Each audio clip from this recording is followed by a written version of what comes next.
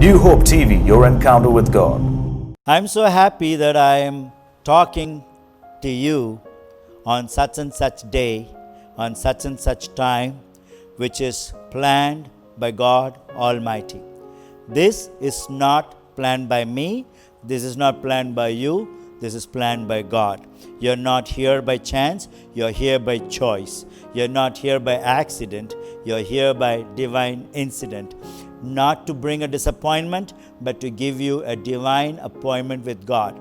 Today, I want to talk to you of how to live in the kingdom realm. This is the realm that is waiting for you. Supernaturals happen in this kingdom realm. Let me tell you what happened in the kingdom realm. I was in a meeting and I was preaching, and all of a sudden the pastor says, you need to close the service. People have to go home. And it was already 10 o'clock in the night. I said, okay, give me only 1 minute. And I told the Holy Spirit, Holy Spirit, I know your kingdom realm is here. And I cannot be praying for these people. There are almost 10,000 people. I cannot be laying hands on every one of them. I cannot even pray. What should I do? He gave me an instruction. If you believe in the kingdom realm, ask them to step into the kingdom realm. I said, God, I thought the moment they came to the church, they are in the kingdom realm. He said, no, it's one thing to come to church. It's another thing to come to Christ. You need to come to Him in person. So happened, I said, how many of you like to come into the kingdom realm? They all lifted their hands. And then I said, let us test it, whether it is real or not. How many of you have cancer? There were many people who lifted their hands. I said, those people who have cancer, come up to the front. Come up. I just said, come up to the front. All of a sudden, there were 7 of them. They came up on the stage. I said, excuse me. I said, come up to the front, not on the stage. Please don't come on the stage. Please go down. He said, no, Pastor, the place is packed. We cannot go down. People are crushing with one another, standing so close to one another. There's a stampede over there. If we walk down, we will not die of cancer. We will die crushed by the people. So we don't want to go down. He said, what? You have cancer? She said, yes, we have cancer. 7 of them. I said, if you have stepped so close in the kingdom realm, go check your body. Because the moment you come into the zone of God's power, God's glory, God's presence, the kingdom realm is supernatural realm, heavenly realm. It's glory on earth. It's heaven's dimension on earth. It's heaven coming down to earth. And it's feelable, it's touchable, it's transferable, it's experienceable. It is something that you can enjoy. So I looked at these ladies and said, go check your body. And they go to the room and they come back shouting, screaming, dancing. He said, the cancer disappeared from their body instantaneously. I didn't touch them. I didn't pray for them. I didn't lay hands on them. Nothing.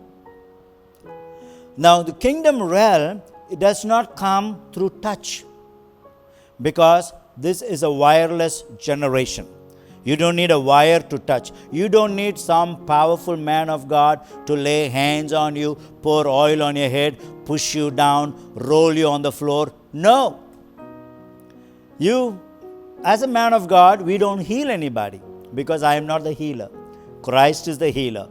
Jesus is the healer. And He is not a mechanic, He is a manufacturer. And when God healed these people, He did not heal these people. He did a miracle. What is a miracle? The moment they said, we are in the kingdom realm, the supernatural realm, the glory of God came upon the body, cancer disappeared. Cancerous germs, cancerous cells cannot stay in the fire of the Holy Spirit. It gets burnt. It becomes ashes. There's a man called John G. Lake in 1905 in a city called Spokane, Washington, D.C. You can Google and find out.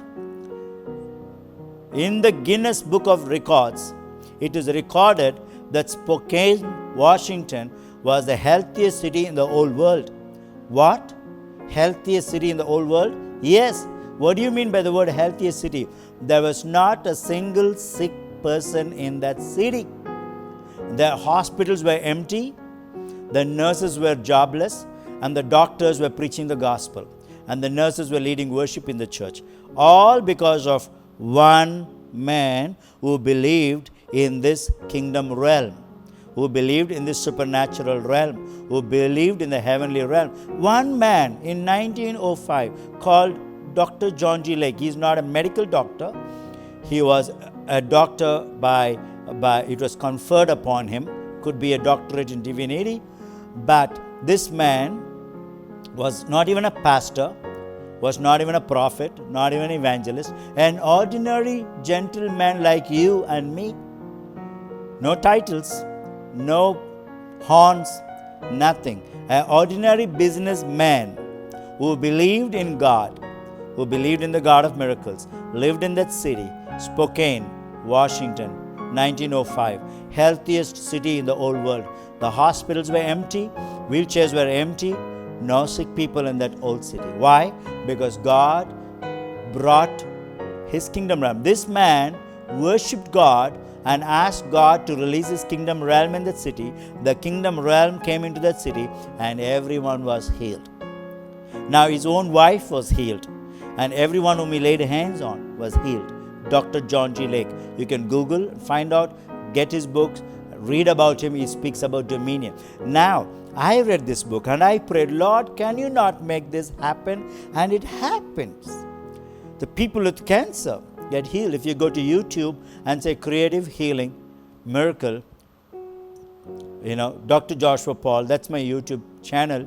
And if you hear this testimony, a man came with broken bones,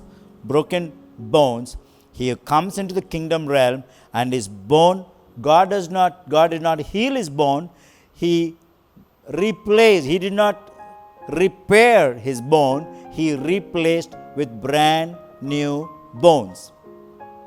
Replaced with brand new bones. That's the spiritual realm I'm talking to you about. These people with cancer disappeared. Jesus is the answer for cancer. There was a lady who was about to get up and go before I could preach. I said, what happened? Why are you going? She said, I have cancer. I need to go to the washroom. I said, cancer? Jesus is the answer for cancer. The cancer fell out of her body. I'm telling you, my dear friend, there is nothing that Jesus cannot do if you believe. If you believe and you ask Him. Hebrews 11:6 says, without faith, it's impossible to please God. So if you want to please God, God understands the language of faith. If I pray in English for 1 hour, it's not going to cross the ceiling. But if I pray with a prayer of faith, 1 second, God hears it. Because God understands the language of faith.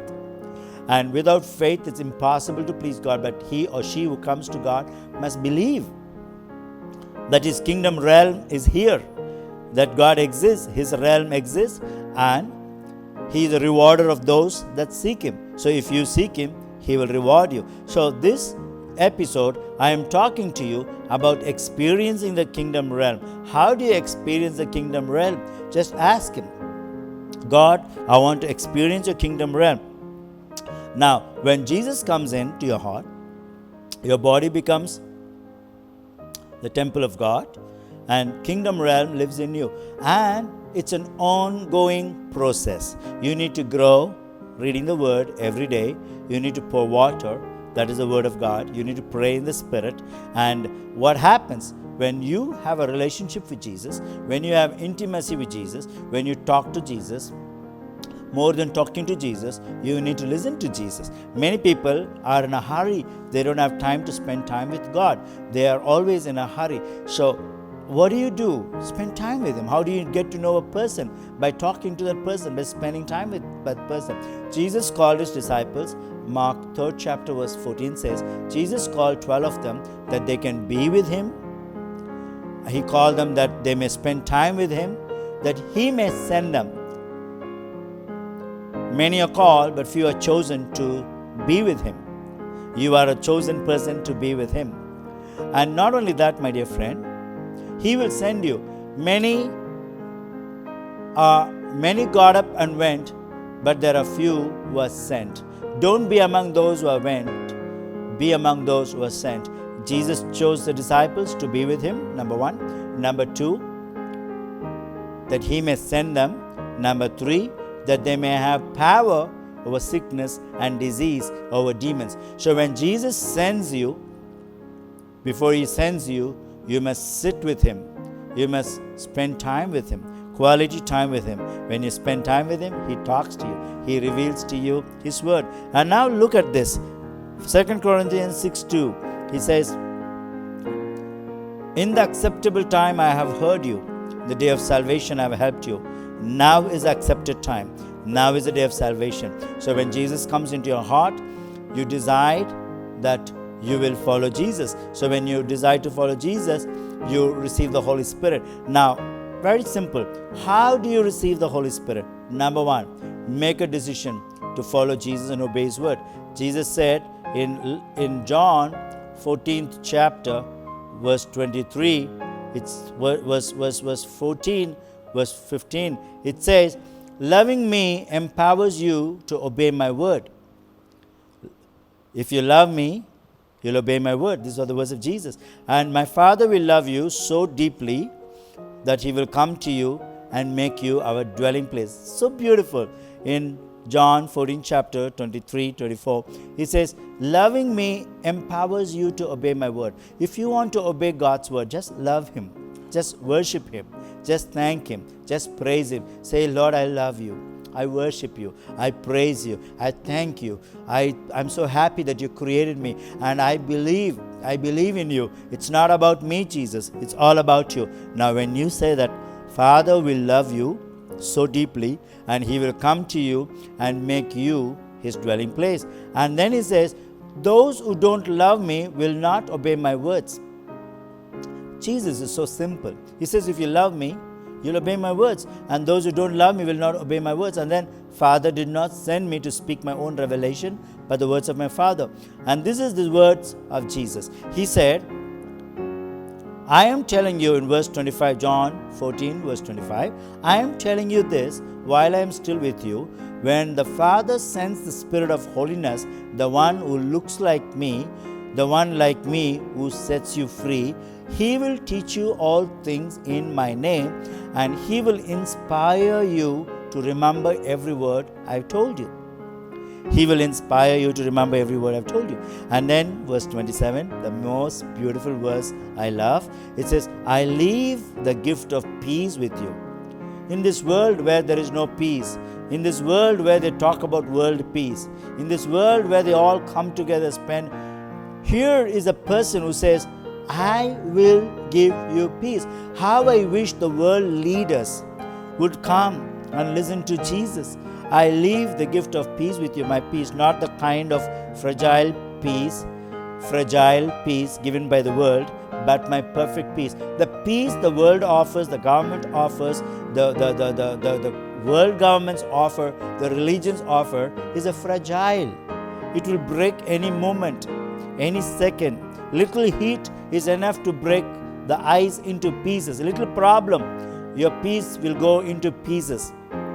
But listen, Jesus said, I will give you perfect peace. When Jesus says something, he will do it. When God promises, he will do it. But what God commands, you should do it. He says, don't yield to fear or be troubled in your hearts. Instead, be courageous. Number 1, decide to receive the Holy Spirit. Number 2, decide to become a child of God. John 1:12, he says, as many that received him. I want to emphasize the word receive. Jesus is not given to you. New life is not given to you. You have to receive it. Of course, it is given by God, but you need to stretch your hands, stretch your heart, stretch yourself to receive it. He said, as many that received him, he gave them the right and the privileges to become the child of God. And another translation, Passion Translation, says, those who embraced him, took hold of his name, were given authority to become the children of God. So you are being given the authority to become a child of God when you embrace him, when you love him, when you take hold of his name and say, Lord, I thank you for the name of Jesus, the name above all names, the most beautiful name, the wonderful name. I thank you for your name, the authority. When you say take his name, take hold of His name means take hold of the privileges, take hold of the rights that is being given to you. So the moment you receive Jesus as personal Lord and Savior, Holy Spirit comes into you and recreate your spirit into a brand new heavenly being. Immediately you become a citizen of heaven. You cannot feel anything at that moment because it is not a soulish experience, it is a spiritual experience. It is a supernatural experience. The moment you give your heart to Jesus by confessing Jesus as Lord and Savior over your life, you are born of the Word, the incorruptible seed of the Word of God. Now, God was delighted to give us birth by the truth of this infallible Word so that He would fulfill His chosen destiny for you and you become a favorite one out of all creation. So I want you to know, number one, you decide. Number two, you decide to become the child of God. Number three, you desire the Holy Spirit. 1 Corinthians 14:1 says, desire the spiritual gifts. Desire the Holy Spirit. Make sure that you desire God and He will provide you what you desire the most. Psalms 37:4. And Mark 11:23 says, whatever you desire, my friend, whatever you desire, when you desire for the Holy Spirit, when you pray, believe that you receive them and you will have them. So here it clearly says, whatever you desire when you pray, believe you receive them and you shall have it. So you must have the passionate desire to be filled in the Holy Spirit. Unquenchable thirst leads you to Jesus, who alone can satisfy the longing of your soul. I often say this, my dear friend. You can drag a horse to the water, but you cannot force a horse to drink the water. The horse must be thirsty to drink the water. So it is with us. The desire pushes you till it is fulfilled. The greater the desire, the deeper is infilling. May God give you the desire. May God give you the hunger. So the more you desire, the more you hunger, the more you thirst, the more you should be filled. And the Word of God says, Isaiah 44:3, I will pour out water on him who is thirsty, streams on a dry ground. I will pour out my Spirit on your offspring, my blessings on your descendant. Now, Jesus said in John 7:37, anyone who is thirsty may come to me, and anyone who believes in me may come and drink. Rivers of living water will flow out of his heart. So the Holy Spirit wants to pour out of your heart. Now listen, the fourth important thing is, very important. There are many people I've come across in this city and in the city of the world. They think that they can speak whatever they want against the work of the Holy Spirit. If they see somebody speaking in tongues, they say, these are mad, these are lunatics, they are crazy people. Remember, you're not speaking against that person, you're speaking against the Holy Spirit. If somebody prophesies under the power of the Holy Spirit and they make fun of them, so Bible says, renounce all teachings against the Holy Spirit. If you have done it unintentionally, unknowingly, it will be forgiven. But if you knowingly reject and condemn or speak or blaspheme against the Holy Spirit, it shall be never forgiven. Matthew 12:31, Jesus said, I tell you, every sin and blasphemy can be forgiven, except the blasphemy against the Holy Spirit, which will never be forgiven. If you choose to blaspheme against the Holy Spirit and you speak against the work of the Holy Spirit, Bible says in Psalms 104, touch not my prophets, do my prophets no harm. Don't speak against God's prophets, my dear friend. Don't touch the prophetic people. David was afraid to touch the garment of Saul. Though Saul wanted to kill him, David did not want even to touch his garment because he was afraid to touch the anointed one. David knew the principle that when you touch or speak against God's prophets, God's servants, God's judgment comes upon you because they don't belong to you. They belong to God, and God is very protective and possessive over His servants, over His prophets. They are not accountable to you. They are accountable to God. So please do not speak against the Holy Spirit. There are many churches in this city and in the cities of the world which teach against the Holy Spirit, which speak against the work of the Holy Spirit, which speak against the work, the supernatural realm. Why? They cannot understand them naturally, so they cannot understand these things. You need to discern them. You need to understand them spiritually. So, listen to this. Renounce all habits. When I say renounce, it means that you need to give up all addictions, all lifestyle, or even words or thoughts that originate from Satan. If you want to receive the Holy Spirit, you must cut off all connection with Satan. If you are dabbling in the occult, if you go to the palmist, or if you have books in your house which talks about the occult, throw it away, burn them away. Do not have anything to do with demons. If you have any objects that resemble or that says, that glorifies Satan, throw it away. If somebody says this is a good luck charm, I want you to keep it. This will bring good luck to you.